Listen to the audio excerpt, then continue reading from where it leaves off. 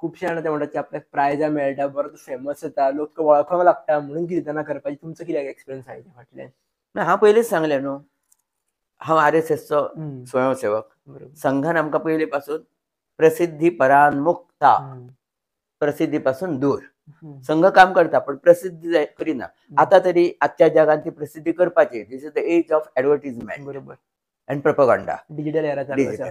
आणि त्यामुळे वायट कामाची नाकाली प्रसिद्धी दिता. बऱ्या कामाची कित्याक जावची न्हू? चार चौघांकडे बऱ्या काम कित्याक पावचें न्हू? ते झाकून घे दवरूंक हांवें. आजचो काळ तो आसा.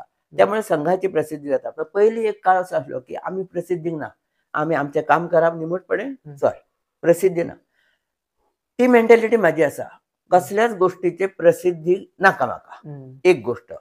पण म्हाका दिसता प्रसिद्धी म्हणून न्हू, म्हणजे तोखणाय लोकांनी करचें म्हणून न्हू, पण हे एक बरें सॉंग म्हटलें हांव.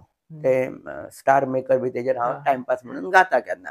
हें बरें जालां मातशें, म्हणजे आयकण्या सारकें जालां मातशें त्यातल्या त्यात. म्हणून तेचो व्हिडिओ हांव म्हाज्या फ्रेंड सर्कलान किंवा हेचेर धाडटा हांव स्टेटसचेर.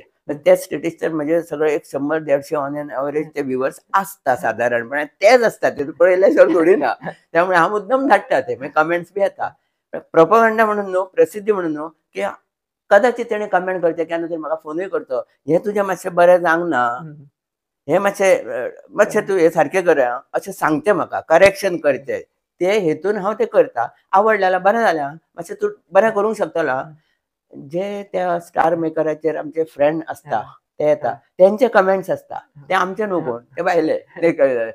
Wow, what voice, melodious, carry on, आनी अशें कितें तरी. You will be a good singer, आनी कितें, I am waiting for you all the time, असले बी कमेंट्स ते घालतात. त्यामुळे म्हाका बरें दिसता. तशें म्हाज्या फ्रेंडांनी घालचें म्हणून हांव तो व्हिडिओ घालता. प्रसिद्धी खातीर न्हू, एक कनेक्टेड रावपा खातीर. कनेक्टेड रावचो.